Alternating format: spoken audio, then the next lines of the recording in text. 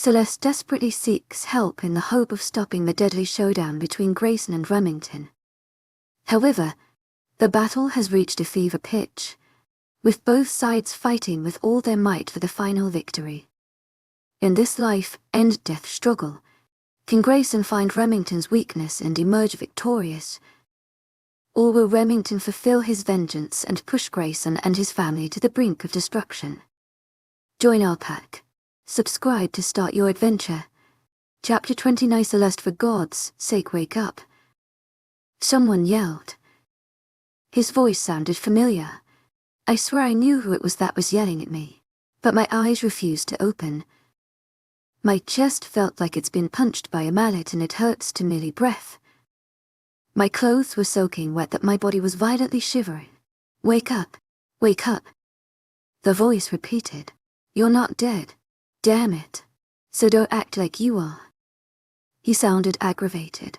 If we don't find a good place to hide, we will both be dead. What was he talking about? From distance I could hear the sound of gunshots echoing from the distance. My subconscious thought maybe I was still dreaming, so I kept still. Assessing every inch of my body, I felt that everything was fine, nothing broken. I was still alive. I could still feel my fingers and toes, but they were numb from the cold. The last memory I had was drowning at the lake and thinking about Greyson. To my agent extraordinaire, Lycan Love, caught thought thanks to your unfailing crescent enthusiasm. The word just came out of my lips. I didn't realize I had said it out loud. Yes. You are awake. The Mount sighed in relief. For a second I thought I'd have to perform CPR on you, but I don't exactly know how to do that.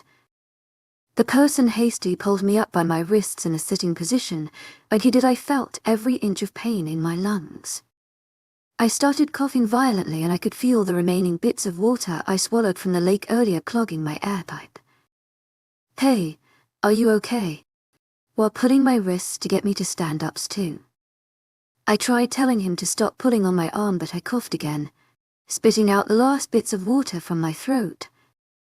We can't stay here. It's dangerous. Can you hear those gunshots? One of those bullets could send us to an early grave. My eyes finally opened, but it took a while for my vision to focus. Unfortunately, when it finally did, I wished I had kept my eyes closed. What the? Why are you naked? I slapped his hands away from me and I dragged my butt as far as I could away from the craziest nude man.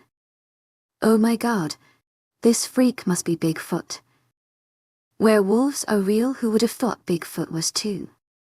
He had short curls of hair across his chest, but I didn't want to look anywhere south from there. Immediately, I covered my eyes and tried to get myself up on both feet to run from this man. He looked down and cursed. I forgot my clothes, he said more to himself. I moved a few feet farther, but my back hit a bush and I squeaked, grabbing his attention. His brows arched. Hey, do you think I'm going to hurt you? What am I supposed to think when a naked man forces me awake in the middle of the woods? I was also kidnapped by my deranged grandfather. I shuddered at the reminder. Where was Remington anyway? I bet he assumes I'm already dead. I never want to see that man again. I'm not going to hurt you, he exclaims and puts both his palms up in surrender. Wow, buddy. I cover my eyes. Can you please hide that thing? He realizes his state of undress again. Shit, where did I leave my pants? His comment made me shudder. Why was this man naked in the first place? I didn't trust him, and there was no way I was going to let him less than 3 feet next to me. Listen, I know these woods like the back of my hand. Lie. I can get myself out of here and in safe hands without you. You were the one that saved me from drowning. He looked at me annoyed, but nodded his head. I am grateful to you for saving my life. If there's any way I can repay you, I'll do it in some other time. We can exchange numbers and get in touch. It didn't look like he had a phone on him. Thank goodness, and I obviously didn't have a phone on me. If I had one, it would have died in the lake anyway. My name is Marty. he yelled. I paused for a second to figure out where I had heard that name before. Marty from town. Marty of the long line of Martys. I come from a long line of tracking wolves and I found you using my nose. He laughed like an idiot for a few seconds. I can't believe I found you and in a lake. It's usually impossible for wolves to track people when they've been in water. But I found you. He seemed proud of himself. He continued talking on and eventually I recognized him. Marty the shopkeeper. What a small world. The most random person ends up saving my life. Naked. Well there. I stop him from his ongoing rant. I remember you. You're a werewolf, right? How do you think I got naked? Right. We were looking for you and... Who is we? I interject. To my agent extraordinaire, Madeleine Nilban. Heartfelt thanks for your unfailing patience, enthusiasm. Leo Greyson. I interject him again, which looks like I pissed him off a little. Why does everyone always cut me off? He groans and tilts his head up in frustration. Again I shield my eyes. Can you please contain that thing? He looks down again. Oops. To my agent extraordinaire, Madeleine Nilban. Heartfelt thanks for your unfailing patience, enthusiasm. He turns around and I get a perfect view of his behind. I think I'm going to gag. We both hear another gunshot, but this time it's closer. What's going on? I ask him, frantic. I'm not sure. I heard the shots the same time I reached your scent. My wolf took over and all I concentrated on was finding you because my alpha had ordered it. Did you say? Greyson was with you. He was following me. So you mean he's there in front of the gunfire? The image of Greyson getting shot again makes every inch of my blood turn cold. We have to get him out of there. Without thought, I quickly get on my feet and head towards the direction of the bullet noise. Are you crazy? People usually run and scream away from danger. He grabs my arm firmly so that I can't shake it off. Greyson is there. I have to be with him. I didn't need an excuse. I knew deep in my bones I had to be right next to him. He can take care of himself, Marty said. And how would you know that? He's already hurt. How is he able to take care of himself? I challenged. He's my future alpha. He can manage. The sheer confidence in Marty's eyes made me speechless. It must be a pack thing. All wolves trusted the leadership of their alpha. They treated Bennett like their leader, and I look up to Greyson because he will one day take up that position. Seeing this, I finally understand why Greyson is so devoted to his pack. These people depend on him to keep them at peace as a community and a family. Remembering how much Greyson has neglected his duties as the future alpha to spend more time with me shows how much he thinks I am important to him. Although he hasn't said it, he loves me too in his own weird ways. A little flutter warmed my heart and it made me so much more determined to be by his side right now. To my agent extraordinaire, Madeleine Nilban, heartfelt thanks for your unfailing patience, enthusiasm. Take me to him. He needs to know I'm all right. How can he think straight if he still thinks I'm in danger? Marty's expression looked like he was arguing with himself. To my agent extraordinaire, Madeleine Nilban, heartfelt thanks for your unfailing patience, enthusiasm. But as soon as he sees you, we leave. Fine by me. This way. I can sense him that way. He pointed to the right and without warning, he shifted into his wolf and ran. Stupid wolf didn't realize. I can't catch up with him in his wolf speed. To my agent extraordinaire, Madeleine Nilban, heartfelt thanks for your unfailing patience, enthusiasm. I yelled. I only have to feel here. He turns his large head back and doesn't watch where he's going. He ends up tripping and rolling like a pinwheel, crashing into a tree trunk. To my agent extraordinaire, Madeleine Nilban, heartfelt thanks for your unfailing patience, enthusiasm. I scream and run to his side. He's lying on his back with all fours up, panting. "Are you okay?" He whimpers and his large brown eyes stare at me like a lost puppy. "Oh boy, you are really clumsy, huh?" To my utter surprise, the big wolf starts crying and I find myself wondering how to consult him.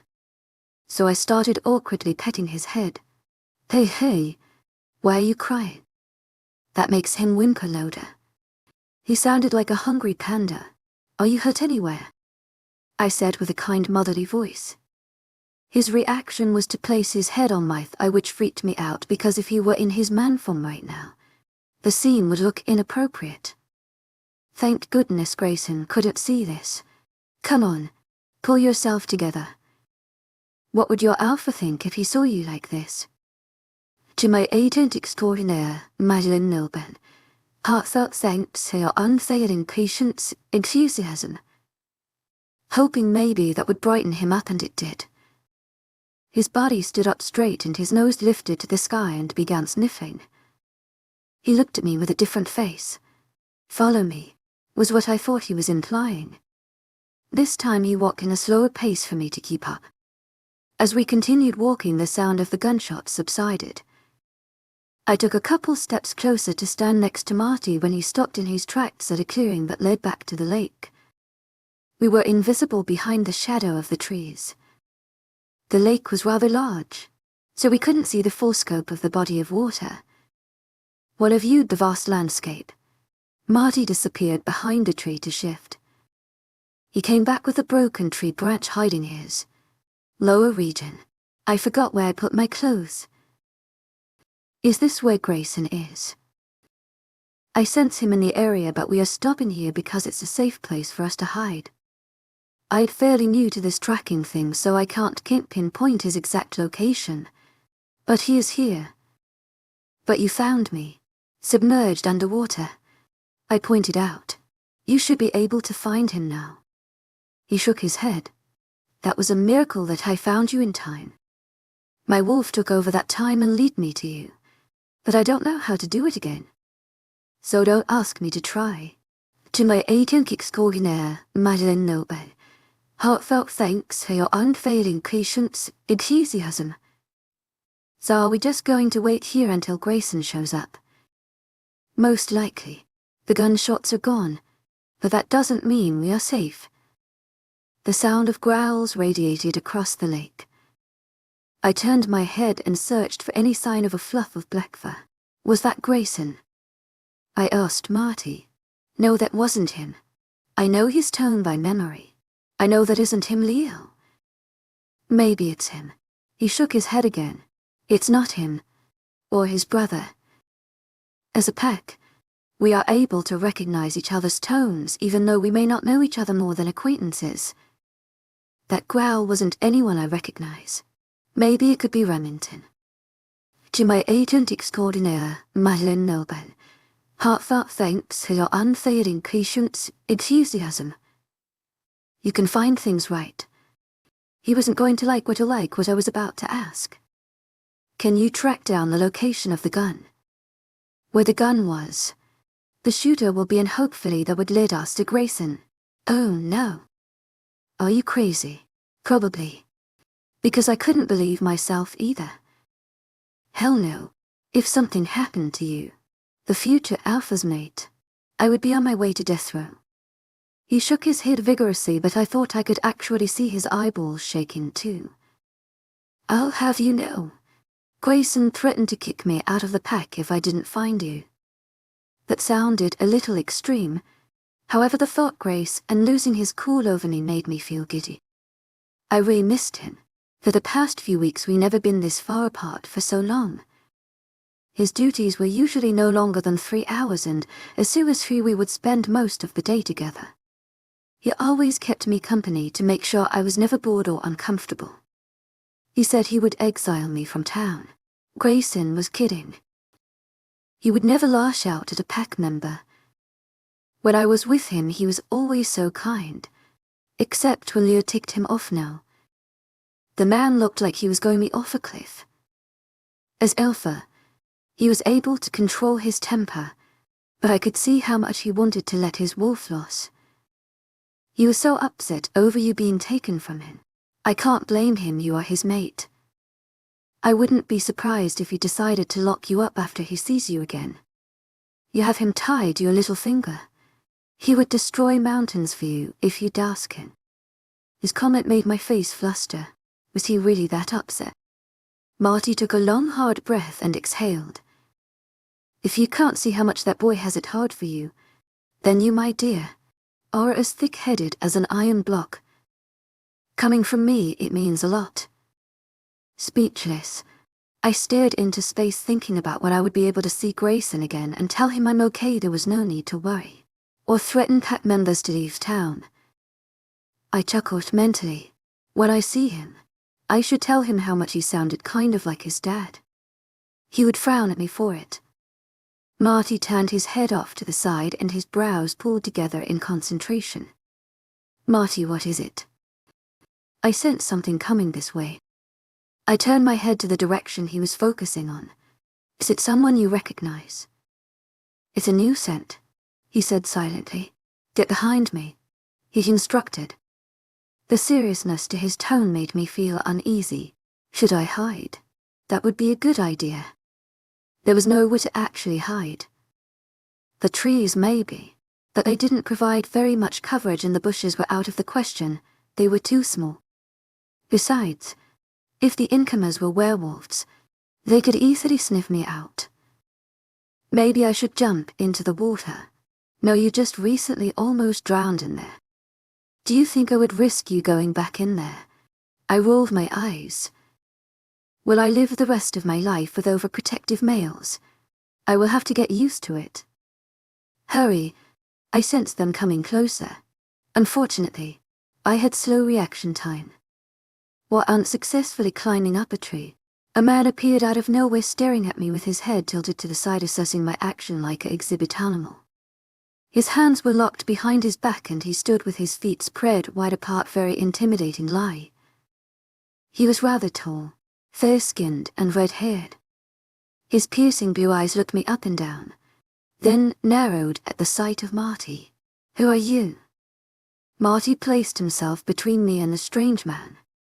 The man lifted his chin and continued staring down at us. Who are you? Another voice asked. Behind the tall man a much younger guy appeared. He looked to be about my age, maybe younger, but he was rather skinny and everything from his snarky tone. Waist-tucked tee, shirt and cleft chin screamed spoiled brat. He asked first. I shot back. A shorter boy glared at me. I wasn't talking to you. Human. Marty tensed in front of me. That's not how you treat a lady. That's how you treat a human. The boy spat and I swore I wanted to kick him in the groin, but there was no doubt the tall guy would stop me. Why are you in this territory? Marty asked. Beneath his tone, I could hear a small volume of his wolf coming out. This was a human-only territory. The boy scowled. It appears there are others like us. The taller man remained unmoved. He was like a statue.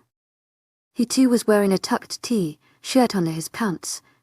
To my agent extraordinaire, Madeleine Noble, heartfelt thanks for your unfailing patience, enthusiasm. He covered it up with a coat jacket. The two were too formal for a trip into the woods. You don't smell rogue, the boy commented. And you don't smell like a man. What is that perfume? Marty mocked. The boy's teeth clenched and suddenly his eyes dilated. Watch your mouth, old man. I'll have you know, I am a future alpha. My name is Gregory Tort. Listen, Tart is taught. The boy fumed. What a... You are in my alpha's territory, so you better scurry out of here before he kicks you out himself. We had no knowledge of a claimed territory in these parts. I would like to meet your alpha before I leave. This shocking news will be of interest to the other pack territories. My friend and I were patrolling our usual routes and suddenly we felt something kind of odd in this direction. We decided to investigate. Oh shit, wasn't Bennett always anal about something like this happening? This situation just had to get worse. My alpha is a rather busy person, Marty said. Aren't we all? Gregory rolled his eyes. I demand to see him. He literally stomped his feet. I'm the alpha of this territory. A loud authoritative voice sounded from behind them. Bennett stood meters away with Robert and a group of men crowding behind them. Not more than 7, but their presence made the forest seem a little smaller. The air around us suddenly turned electric. State your name, Gregory ordered. For a younger guy, he wasn't faltered by Bennett's monstrous glare. Alpha Bennett, and this territory is mine. You do not belong here. Why have I only heard of you now? Gregory Pro, you're not important enough to know who I am. The half-smile on Bennett's face meant he wanted to pick a fight. His pupils shifted to me, and what looked like relief washed through his features. Celeste, thank God you are okay. Ignoring Gregory and the other guy, Bennett bypassed around them and firmly wrapped his arms around me as making sure I wasn't hurt. Where's Remington? How did you escape him? And why are you with Marty? He asked another set of questions, but those 3 were the only things I grasped, because he said them so fast. Remington tried drowning me in the lake. Marty saved me before I drowned. Bennett gave Marty a sincere gaze and grasped his shoulder. Thank you. Thank you. To my agent extraordinaire, Madeleine Milburn, heartfelt thanks for your unfailing patience, enthusiasm. I never doubted your abilities. I knew someday you would find your inner wolf someday and perform a brave such as this. Your actions will not be left forgotten. I promise you. Your family will be so proud. Marty looked like he was about to burst into tears again. Thank you, sir. It means a lot hearing you say that. And hello. I'm still standing here, Gregory yelled. Bennett snapped his head to the side to growl at the younger guy without letting me go. He kept his arm lazily around my shoulders as if afraid I would disappear again. I don't have time to deal with you right now, kid. I have a pest problem and he's been causing trouble on my pack for almost 3.5 decades. Can you wait a little while before we talk? Gregory snapped and he leaned forward as if getting ready to lunge. Gregory, the tall man finally spoke. We can't cause trouble. Your father wouldn't like it. Gregory hissed and relaxed, standing with his arms crossed over his shoulders. Then address Bennett. If this problem of yours were to be solved, then would you answer all my questions? To my agent extraordinaire, Madeleine Milburn, heartfelt thanks for your unfailing patience, enthusiasm. Bennett responded. Delia and I will wait, but we will join you on your mission. Whatever, just don't interfere, Bennett said. Robert, assign some guards to watch over Celeste. Robert nodded and looked over his shoulder to 2 men. They immediately walked to my side. Celeste, these 2 are Max and Levi. If you remember a few weeks ago, they were newly shifted wolves. They just finished the first part of their training and are now under Robert's care as they graduate from pups to full-fledged pack wolves. Your brother will go through this training when he is ready. Oh, was all I could say. Someone's stare was burning a hole at the back of my head. Gregory was now curious about me. What are you looking at?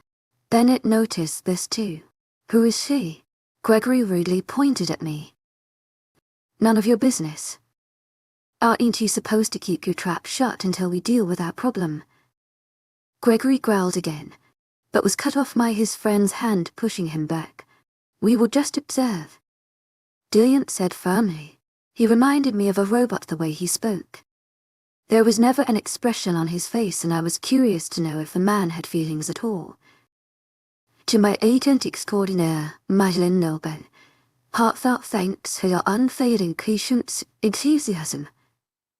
How did you end up looking for Celeste? Bennett asked. He and Robert's sons came to my shop and demanded me to help them look for her.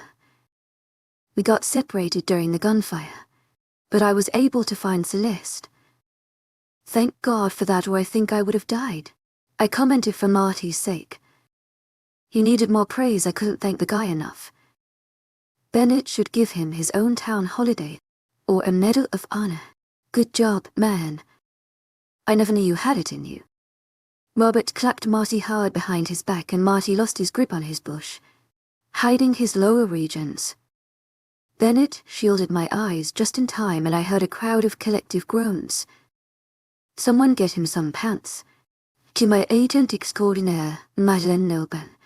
Heartfelt thanks for your unfailing patience, enthusiasm. Take this. I think 3 men said at the same time. To my agent extraordinaire, Madeleine Nilben. Heartfelt thanks for your unfailing patience, enthusiasm. What do we do next? Someone, Robert I think, asked. When Bennett removed his hand from my eyes, Marty was sporting a pair of camouflage pants that were a little too big on him. We look for my son. He may be injured, but he's stubborn. He thinks he can deal with that rogue by himself. I blame myself for raising him to be overly confident. My wife has always pestered me for it. Now I think she's right. After we find him, how are we going to deal with the rogue? What we will do is form a blockade around the perimeter of the lake. We need to make sure that Remington doesn't slip past our grasps ever again. Then we will take him down for good. He won't be able to hurt anyone in my family again. From there we can figure the rest out. He had the 2 foreigners. All the men nodded in agreement. Bennett gave each of them a location around the lake to position. Alpha Bennett. What can I do? Marty said enthusiastically. For once, he actually looked eager to do something. Bennett grinned at him. You're going to be using your nose again. The smile on Marty's face wavered. What's with the frown? You are a trekker, aren't you? Finding Greyson won't be so hard. Marty's face looked white as a sheet. He chuckled dryly. Right. I'm Marty and I heard gunshots. I stressed the word gun to remind Marty of our earlier conversation. Remington has a gun and he must have fired it at Greyson again. I'm worried that Greyson might be hurt again. Marty's eyes widened in understanding. Right. There was a gun. Bennett placed his hand over my shoulder blades and patted my back gently the way my father used to do. The familiar sensation almost made me want to cry. Greyson is okay. I'm sure of it.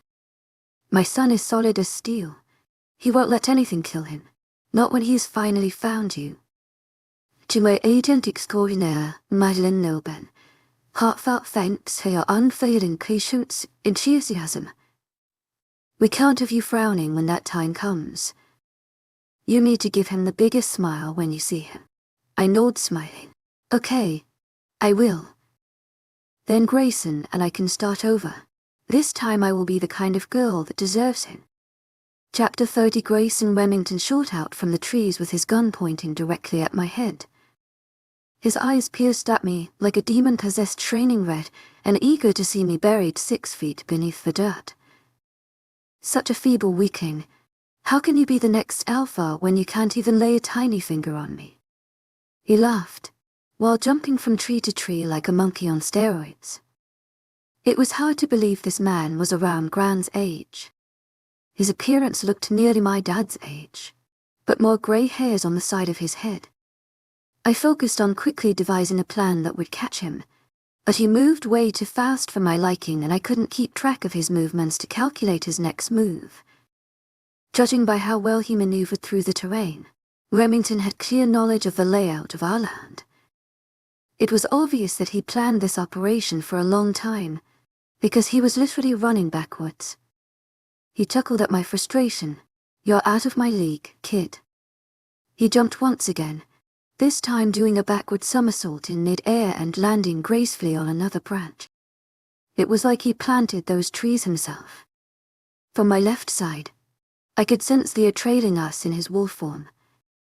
He remained shadowed in the trees, but I was sure Remington could sense him too. Vincent flanked the other end of the lake where Remington was heading. Our plan was to corner Remington and attack him. The plan isn't foolproof, but for now it's the best we could come up with, only a 3-man team. Where's my dad when I need him?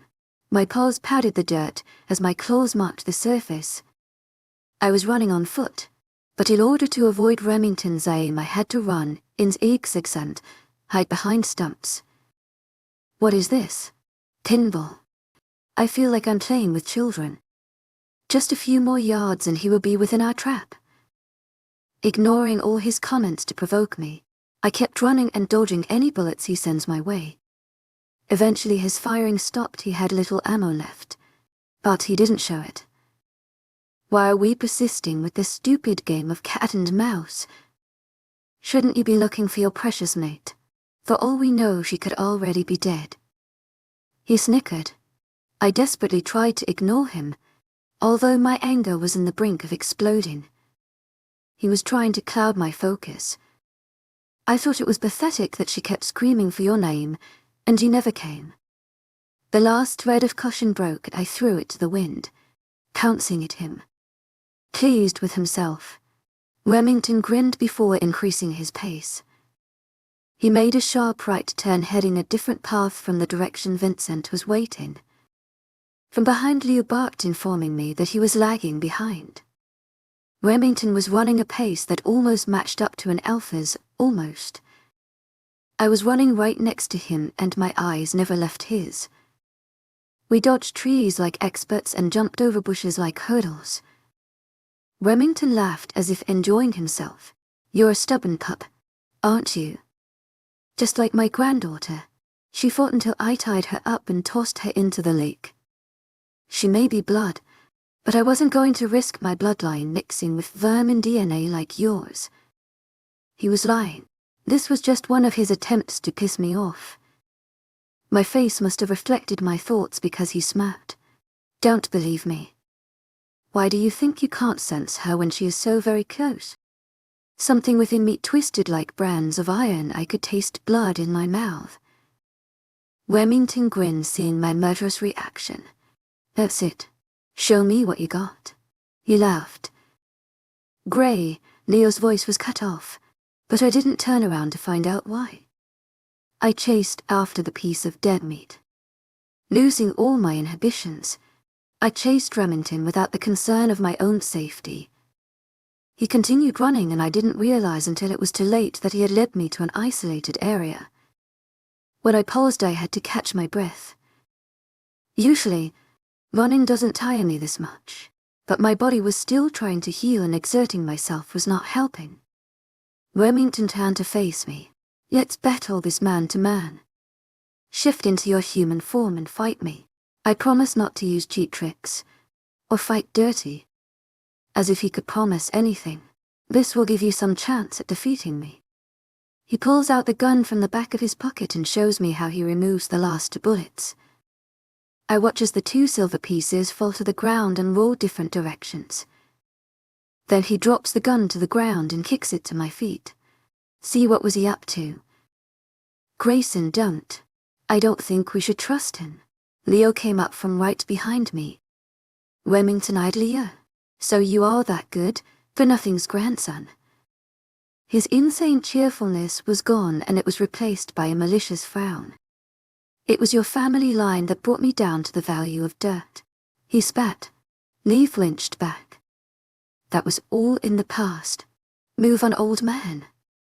If the previous alpha had stripped you of your position, then that was because he didn't deem you fit to have it. A rough growl came out of Remington. You wouldn't understand what I went through. So shut up. He shook all over with anger. I quickly looked over my shoulder to you, but Leo.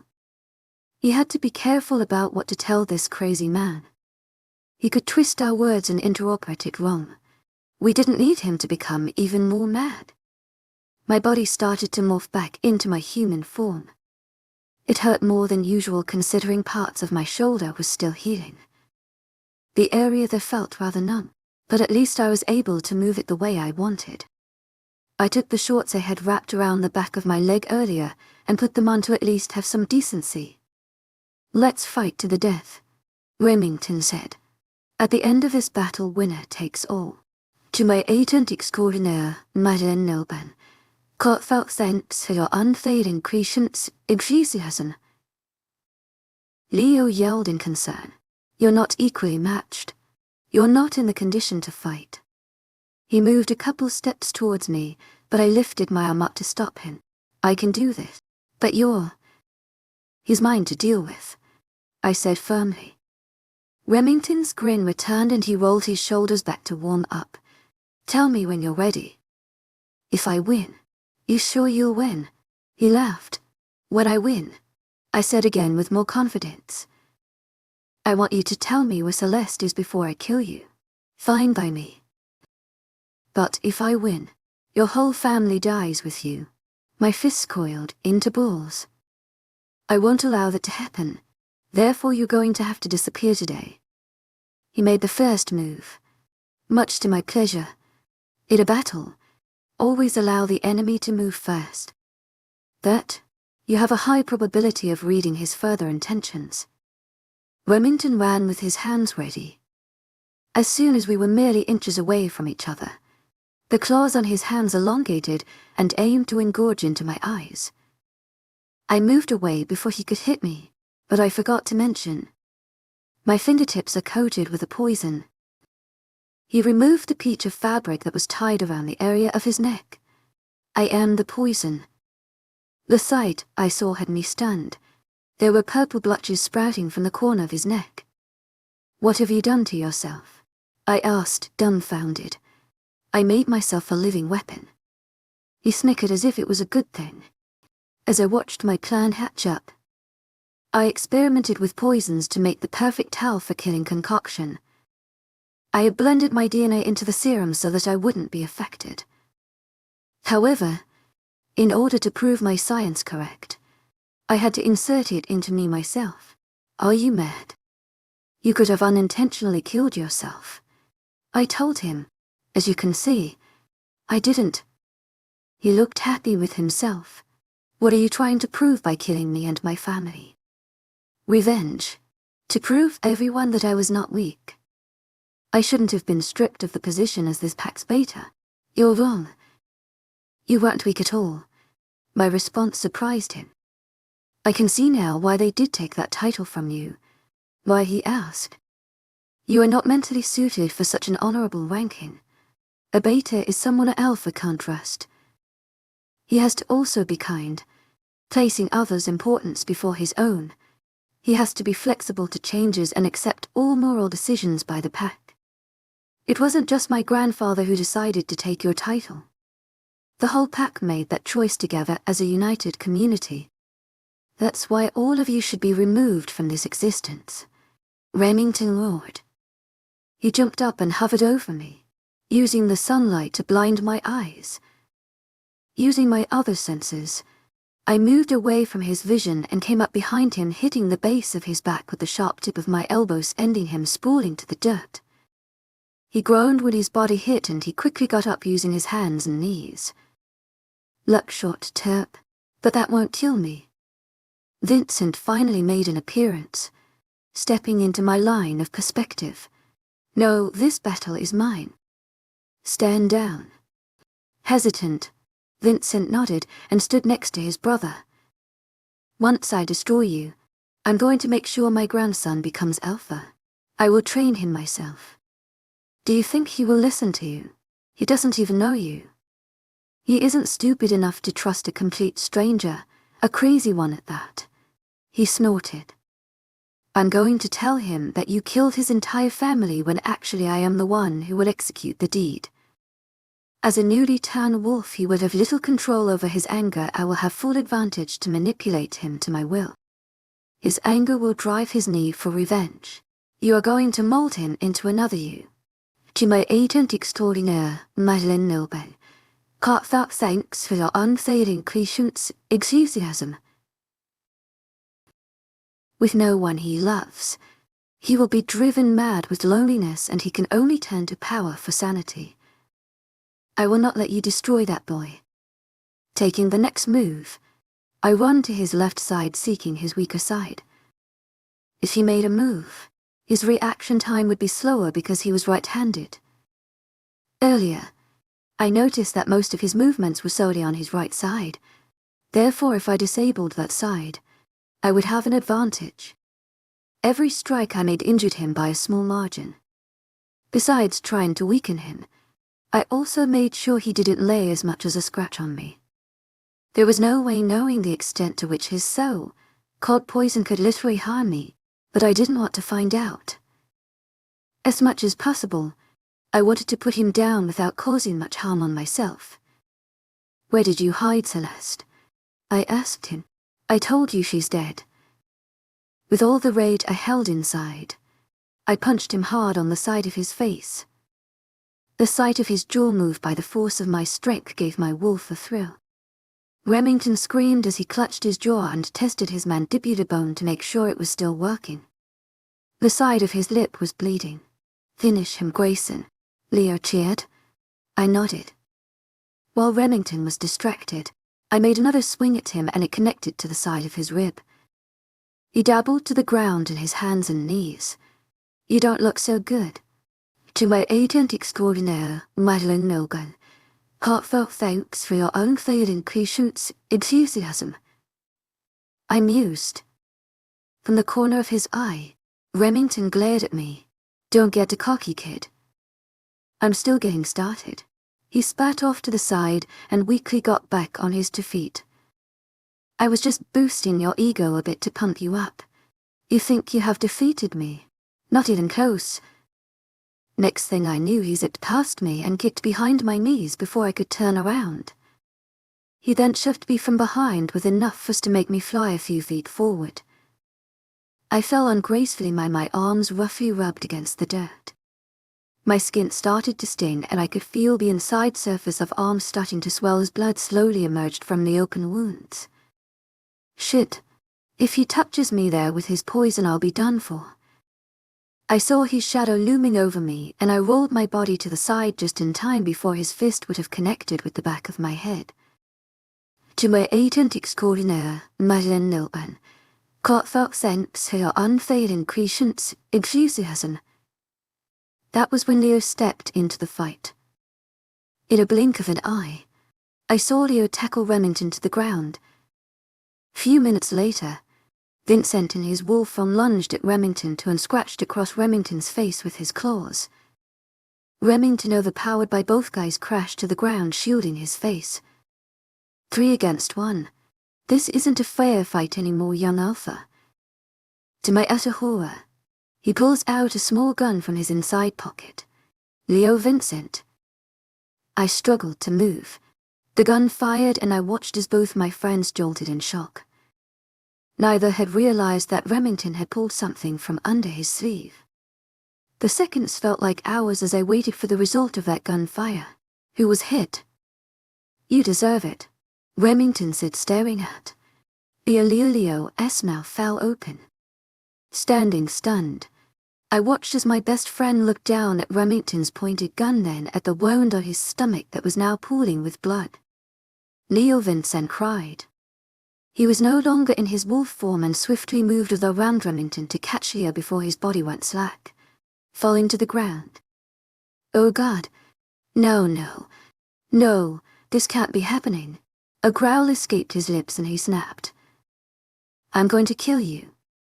Slowly resting his older brother to the ground, he got up and positioned his body in an attack stance before shifting back into his wolf. Remington pointed his gun again directly between Vincent's eyes. "Attack me and I'll shoot again." "Vincent," I yelled before any more damage could be done. If this was some other pack member, Leo would be the one to quickly assess the wounded. Unfortunately, the first aid response personnel was the one who was hurt.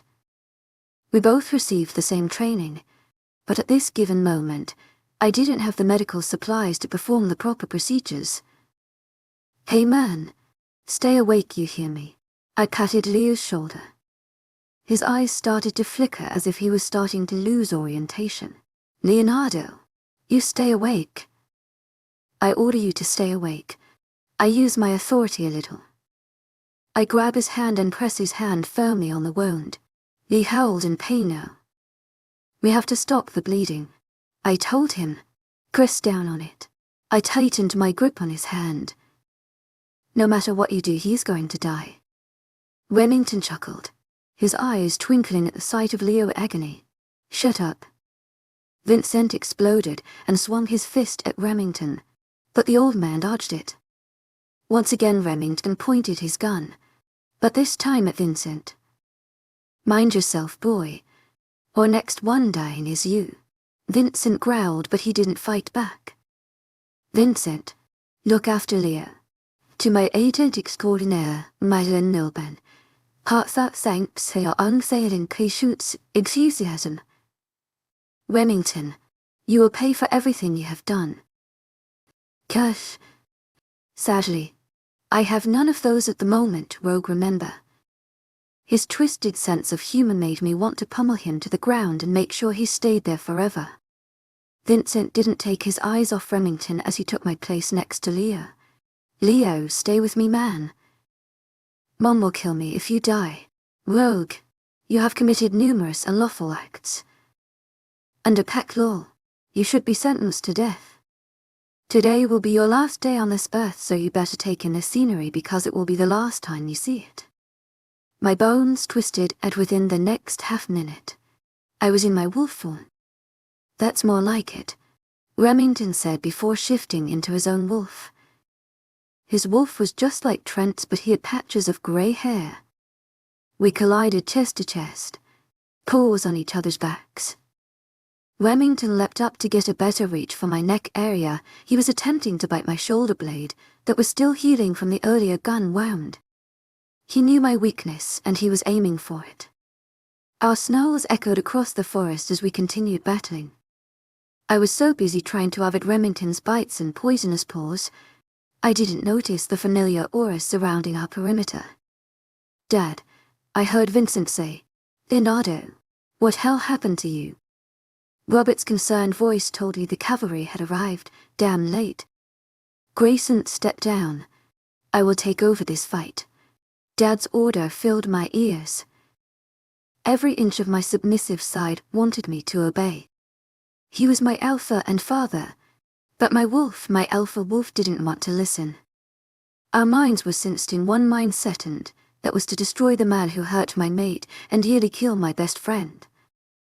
To my agent extraordinaire, Lycan Love, heartfelt thanks for your unfailing patience, enthusiasm. Dad yelled again. Of course my wolf and I didn't listen. Remington tackled me and my back went flat against the ground. A roll of pain went across my body, and for a few seconds I stopped breathing as I processed the pain. To my agent extraordinaire, Lycan Love, heartfelt thanks for your unfailing patience, enthusiasm. A soft feminine voice cried out, and the familiarity of it made my lungs work again. My leg muscles worked again, and I catapulted Remington's body off mine. He fell sideways, sliding across the dirt. I got back on all four paws and frantically looked for the source of that voice. There she was, standing right behind my dad. From Thursday on she will be tied to me for the rest of her life. I don't care if holding her hand in the bathroom sounds absurd. She's alive. That's all that mattered. To my agent extraordinaire, Lycan Love, heartfelt thanks for your unfailing patience, enthusiasm. She cried, literally with tears in her eyes, and I felt like my body was melting into a puddle of water. I just wanted to stroll over there and touch her face to make sure she was real. To my agent extraordinaire, Lycan Love, heartfelt thanks for your unfailing patience, enthusiasm. I'll take over this fight. My attention flew to my dad standing right next to her. You can't fight in your condition. I sent him a stubborn growl, telling him this was my fight and I was finishing it. Off to the side, I saw Albert hovering worriedly over his eldest son as some men in our pack helped carry him out of the battle scene. Vincent, however, stayed behind. He showed the dedication of an excellent pack wolf.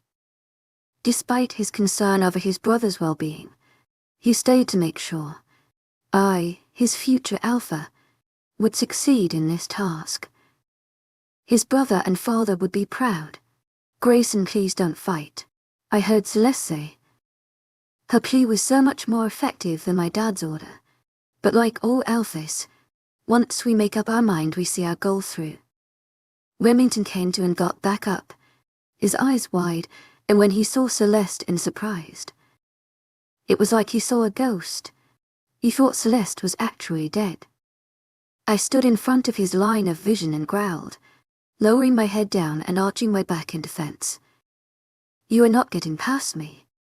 He copied my stance and scratched the surface of the ground with one of his front paws as if stating, "Let's end this." Chapter 3132 Celeste Stop. The words screeched from my lips, but no matter how many times I tried desperately to plead with him, demanded even, Greyson stood in his place and wait for Remington to make the next move. He was being cautious, making sure that his body was positioned to take on any attack Remington flung at him. "You're alive." Remington frowned at me, looking disappointed, and a chill crawled down my back.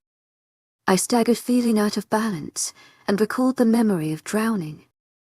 Greyson snarled, snapping his sharp teeth at him, which made him grin even more. He knew I was here, but didn't stop to acknowledge me. Slowly angled his body in a way that I was out of Remington's focus. These two rivaling wolves were willing to back down until one of them was completely ripped out of this world and buried beneath the ground. Stop them. Desperately, I searched for anyone who could help. I came in eye contact with Bennett, who was hesitating to step in between his son and the crazy man who was intent on killing everyone. To my relief, Vincent wasn't unfazed at all and ran to Greyson's side in an attempt to aid him the best he can. Stubborn as he is, Greyson didn't appreciate the support and growled, signaling Vincent to back away. He shoved his nozzle to the side of Vincent's outer thigh, making Vincent stagger sideways. I sickened me more to think that deep down inside me and this lunatic shared the same D.N. "Let me help." Vincent clenched his teeth and growled at Greyson. Again, Greyson gave him a warning growl. This is my fight alone. Of all the times in the world, his stubbornness had to win out now. I could kill him myself if he wasn't trying to get himself killed at this moment.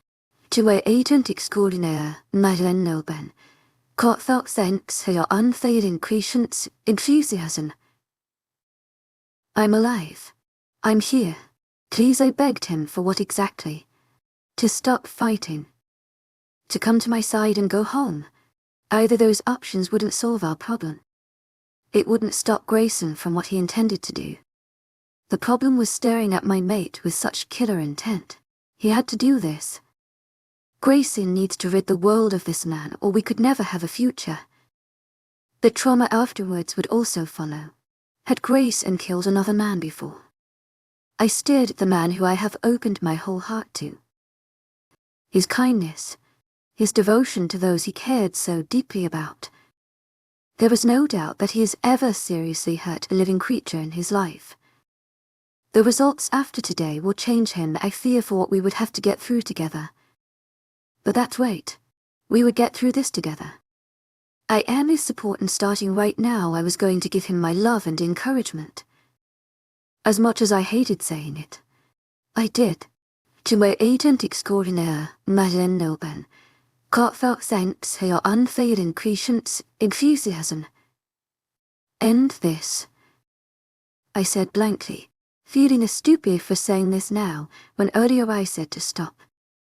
I probably sounded crazy to Bennett and Vincent, whose eyes grew wide, eyed by my sudden declaration, but when Greyson turned his head slightly and gave me a quick nod, I knew I said the right thing. "Sweetie, I should have ended this years ago," Remington said. Greyson took that moment as a chance to attack his opponent's weak spot. He bit down on Remington's arm and it made a grotesque crunch sound. Remington cursed through his teeth and swung his fit, punching Greyson ahead 3 times before he let go. Greyson fell to the ground but quickly got back on all fours. He didn't waste a second, lunging again. It bothered me that Remington chose to fight in his human form.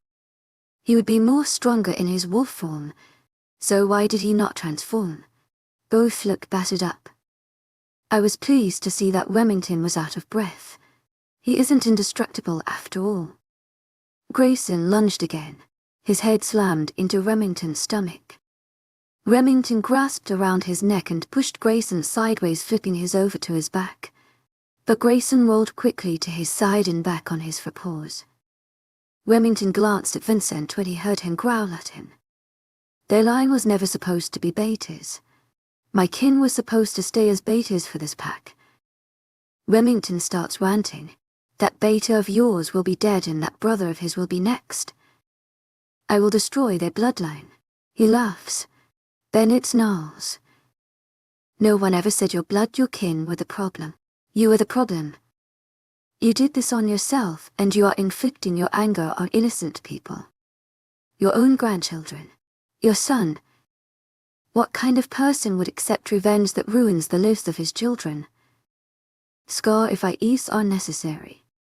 And when my son betrayed me by marrying that wench, he became nothing to me. He left me. He abandoned me like everyone else. So I am forced to feel no emotion towards anyone. They all betray me. You betrayed yourself. Bennett glares at him. You were so far past hate. Remington, you are a monster consumed by treachery. Remington processes what Bennett just said and burst into a fit of laughter. Maybe I am. But I've never been as happy as I am now. I finally have you and your family where I want you. He swings his fist and it connects to the soft part of Greyson's stomach. Greyson yelps from the force of the blow and his whole body is flung across the sky and collides into a tree. He falls to the ground and rolls to the side, yapping in pain. To my agent extraordinaire, Madeleine Nilben, heartfelt thanks for your unfailing patience, enthusiasm. I get on my feet to run towards him. As I run after him, something snatches me from behind and I'm pulled back by a pair of large arms. How did you survive? I swear I left you for dead. Who saved you? Remington shouted at my ear. Panting, my chest hurt from overexerting my lungs. Let go. I underestimated you. Something sharp ran across the corner of my jaw. I looked down and noticed he had withdrawn a small blade. You and I are like two peas in a pod. I am nothing like you. He pressed the blade firmer into my skin. I wasn't sure if it punctured, but it should hurt as much as how my nails were clawing at his arms to release me. On the contrary, you and I, my little granddaughter, are very hot-blooded, and whenever we get upset, nothing can soothe our temper. I get that from my mother. Don't make false assumptions. You were never a part of my life, so therefore we are not family. That made him smirk. You have your father's eyes. Do you know that? He never talked back to me. Such a passive boy he was, always doing my bidding when I needed him like a lap dog. But when I stared into his eyes, I could see through his soul. He hated me, that boy. He never said it, but I felt his feelings when he looked at me. The more I stare at your eyes, the more it reminds me of how ungrateful he was. I'm glad to have rid of him. Talking about my dad in that way made my blood boil. My dad never spoke of you. No wonder why. He was ashamed of you. Watch your tongue, or I will cut it out. Greyson struggled to get back up. He had fresh blood running down the side of his head and blood dripping to the dirt. All I could do was watch helplessly. If only I had his strength. I wished to help him, but I couldn't do anything. I felt like a burden at this moment. What are you going to do now? I have her and you can barely move. I could easily kill her with this blade. When I do, I might be nice and bury you both in the same hole so you can rot together. Greyson's wolf hunched down in defeat. No, I pleaded with him. Don't submit to him. To my agent extraordinaire, Madeleine Nilben, heartfelt thanks for your unfailing patience, enthusiasm. With slim chances of winning, I knew we had lost, but it hurt to see Greyson this way. As I moved the blade pressing on my skin dug deeper into my flesh, and soon I saw small traces of blood dripping into my shirt. Greyson's body began shifting back to his human form when it was more vulnerable. It had bruises that were red and angry. He had dried blood on areas of his skin. He looked battered and abused, but he did not look at all fatigued. No, you can't give up. To my agent extraordinaire, Lycan Love, heartfelt thanks for your unfailing enthusiasm. He lifted his head and looked at me with such seriousness. Who said I am giving up? Not to you. Never. My heart wept for him. Celeste. Someone roared. We all turned to witness my little brother, red-eyed and half-naked, running our way. Trent, I said, shocked. Let go of her, you sick BAMD. Trent leapt up and swung his foot straight across Remington's face. The blade near my throat pressed on my skin, and when it dropped from Remington's grasp and onto the floor, I feared that I was decapitated. My hands immediately went on my neck to check the damage. Who the hell do you think you are? Trent fumed. He didn't expect to be hit over the head in that same instant. Greyson had turned back into a human right behind him and was glaring at him. To our agent extraordinaire, Lycan Love, heartfelt thanks for your unfailing enthusiasm, was all he uttered. Why'd you hit me? Trent hissed, rubbing the back of his head. My little brother looked different. He seemed taller than me and more muscular. He is ABS now. For some reason, seeing my little brother with ABS made me feel weary. Without a doubt, he is going to be more self-absorbed now that he had a fit BOD. You could have killed your sister. Greyson yelled at him. He pointed at the blade near my feet. That could have slit her throat, and if it had, you would be next in line. Trent rolled his eyes. I know what I was doing. She isn't hurt. He gestured at me to prove himself true. I removed my hands from my neck and stared at them. When I looked at my palms, there was a small speck of blood. A scratch, really. But Greyson lost it. You stupid pup. Who let you out? You weren't supposed to leave your confinement yet until you are able to control your wolf. Trent ducked when Greyson swung at him again. Charlotte told me what was going on. She wanted me to help. Greyson groaned and glared at Vincent. I'll deal with you and her after this is over. Enough of this childishness. Remington got on his feet, cradling the side of his face that was now beat up because Trent had kicked him pretty hard. It looked as though his nose was broken. Trent. Greyson sent my brother a hard stare. Leave this to me. You're not my mother. He snorted and charged at Remington. Don't mess with my family, he says dramatically. Despite how courageous my brother wanted to turn, I thought he was being an idiot. Trent. I yelled at him, hoping he would stop. Of course he wasn't going to listen. He never does. He throws a punch at Remington, but this time Remington is fully aware of his presence and quickly sidesteps him, sending Trent hurling to the ground. Get your ass out of here, Trent. You aren't ready for a fight like this. Greyson leaps into the air mid-transformation. When he lands, he is in full wolf form. He runs at full speed towards Trent's direction and bites into a part of Trent's jeans, dragging him away from Remington's reach. Hey, Trent protested.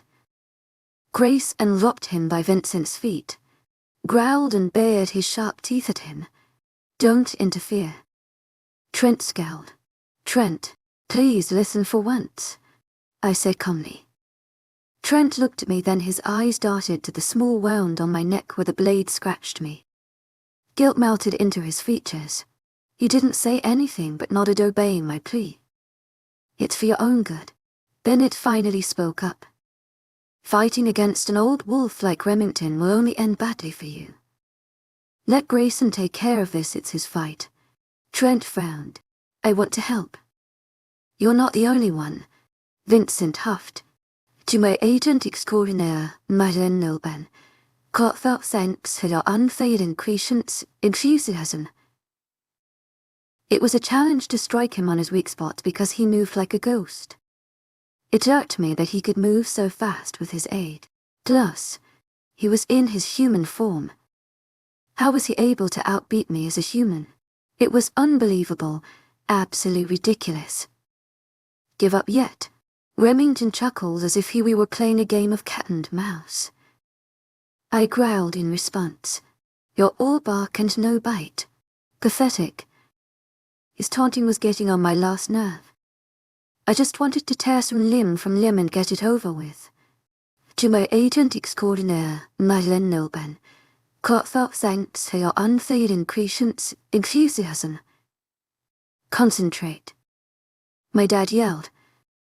I glanced at him from the corner of my eye and also noticed Celeste's worried expression.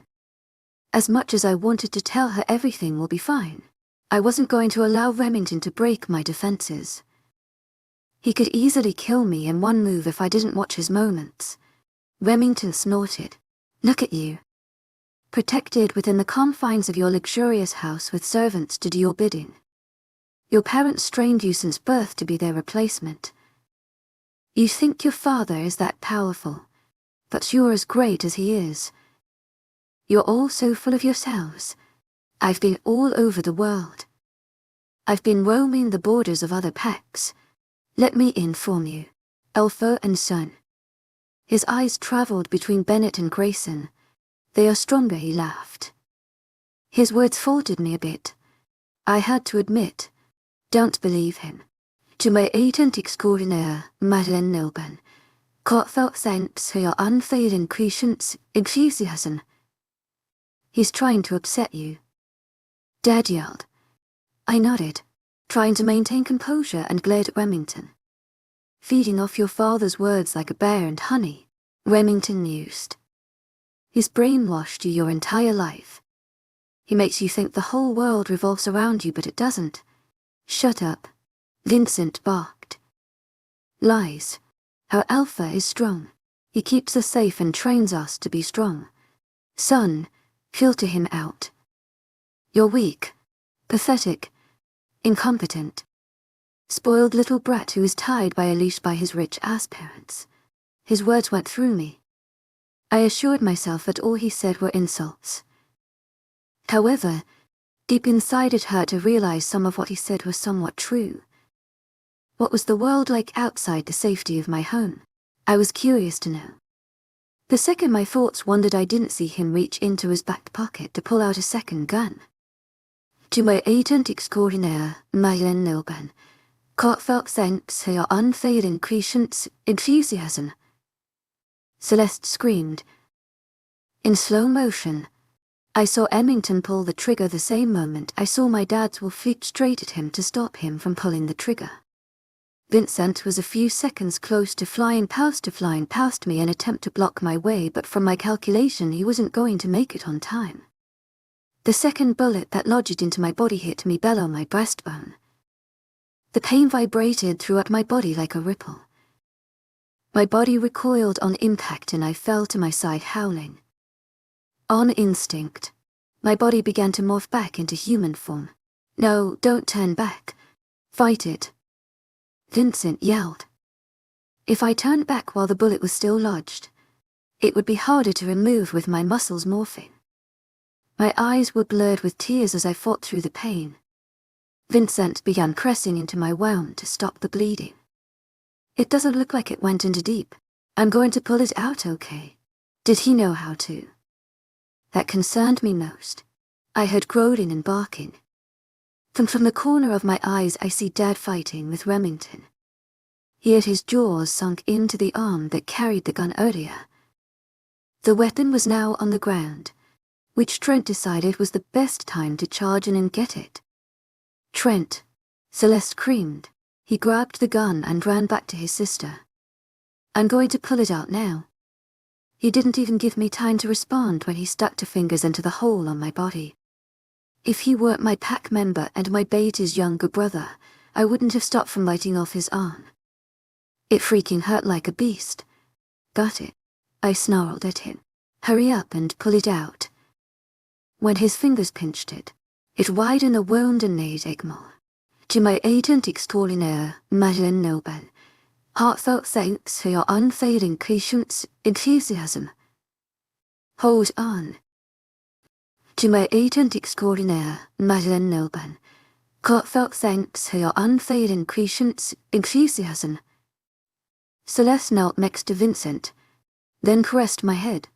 Can we move him? She asked Vincent. After I pulled this thing out, I nodded my head no. I wasn't done with this fight. This bullet wound was nothing. But I was still able to move. "You're hurt," Celeste reminded me. "I know that." I felt it when Vincent was able to pull the bullet out of my body. "It's a regular bullet." "You will heal pretty quick." I looked at Celeste, assuring her that I was indeed okay. "Let me fight with you." Trent was up on my face. Annoyingly. "No, you won't." Celeste frowned at him. "I'm not letting you fight." "You're not my alpha," he retorted. I roll my eyes. Now he accepts having an alpha. "You're not fighting." Vincent answered for me. Then he looks at me. "I'm fighting with you." Mentally I sigh. These pups are going to be the death of me. Literally. Remington viciously roars and his voice echoes across the sky. We watch his dad's massive form is thrown and then glides across the dirt, leaving a streak of dust, swirling into the air. Dad stumbles on his feet and rolls backwards. He collides with Trent and Trent gets pancaked into the ground. Trent moans and Dad's weight crushes him. Slowly I stand on for pause. With my wand I wouldn't be as quick to attack him like before. Dad rolls above Trent and the poor kid gasps as if his lungs were desperate for air. "You weigh like a ton." Dad ignores him and sways to my side. He nudges his nose on my head, asking me if I was okay. I respond with a nod. Knowing I had no choice in the matter, my dad and I cautiously walk forward, both facing Remington for battle. 2 against 1. Now that ain't fair at all. "Don't forget me." Trent began to strip off his shorts, but Celeste grabbed him by the loop of his pants and pulled him down. "You're staying right here," I barked Vincent in order. "Watch them." He didn't look too pleased about being the guard dog once again. "Looks like I'm out of weapons." Remington pulled out his pockets as if meaning to show us. My dad gestured left, then right. "You take that way." This was a hunting routine, but one that my dad and my weaked bit, huh? "You think you can catch me with that old trick? How foolish." He watched as Dad and I rounded him. Usually in a normal hunting routine, the wolves would charge at opposite directions to head the prey to a trap and corner him. Dad inched a meter west away from Remington, posed at 5. Remington stared at us knowingly, already predicting our next move, but unfortunately for him he overestimated his ability to read us like a book. Dad gave me the signal. Remington leapt, thinking we were going to strike on both angles. He didn't expect me to run on top of a slope and leap onto a tree branch. Dad ran underneath him and I leapt from the branch and pounced. My front claws aimed directly at his face, but landed on his shoulders, scratching the surface of his skin. As we fell, Dad jumped and his teeth clamped onto his ankle, pulling him down faster with our combined weight. He grabbed the fur on my back, pulling me off him. His foot connected with my dad's stomach. When we slammed into the ground, all of us rolled different directions. I landed on my front shoulder, making my bullet wound bleed more. I got up using my front paws and limped away, giving myself a safe distance from Remington. If I killed the both of you, it would be like killing 2 birds with 1 stone. Bang, bang. Using his hands he formed a gun and pretended to shot my head, then my dad's. Dad charged at him one more time, ramming him into a tree. He wheezed as the air from his lungs was squeezed out, and just when I thought we finally busted his amused attitude, the man started laughing hysterically. "What the heck is wrong with him?" Trent commented. I strode over to where they were, shifted back to my human form and shoved my elbow at his throat, making him choke. "What's so funny?" "To my agent extraordinaire, Madeleine Nilbert. Heartfelt thanks for your unfailing enthusiasm." He lifted his leg. I thought he was attempting to kick our gut instead. He reached for his boot and pulled out a small knife. He swung his hand and the tip of its blade cut across my dad's face. Alfred aired. Vincent and I cried at the same time. Dad yelped in pain, his face dripping with blood. I turned back at Remington and punched him directly on the face. I swear I heard bone crack when his face was pushed in when I did it. I removed my fist and 2 of his front teeth fell out of his mouth. That really hurt. He bounced off the tree and swung the blade again, attempting to slash it across my chest. I backed away every time he came a little closer. "Don't be a coward. Stay still," he yelled. I ducked when he aimed for my face. I tripped him with my foot and he came down backwards. Behind him, Dad ran and struck his claws across the side of his head. Claw marks gashed from his eyebrows to the corner of his nose. "All of you were battered and bleeding. Oh, you will pay for that." At last we finally pushed his last nerve. He threw his fist back with no purpose whatsoever. He basically threw a punch at the air. "What's wrong, Rogue? Is your old age finally catching up to you? To my agent extraordinaire, Mylan Noben, hearts out saints say your unfailing patience, enthusiasm." His eyes narrowed. "Shut your trap." Wrapping his arms around me, he pushed me to the ground. His fingers crept onto my neck and tightened there. His nails dug into my skin. His grip squeezed my trachea, blocking my air. Dad jumped on top of him and bit into the space between his neck. His head thrashed, trying to get Remington to let go. Pressure built against my head and I felt like my brain was going to explode from the lack of oxygen. My head turned slightly just as my eyes rolled up. I could see Vincent and Trent transform into their walls and charging my way to give aid. Suddenly, bang, the sound of a gunshot. Don't let the story end. Subscribe to continue our Wolfpack legend.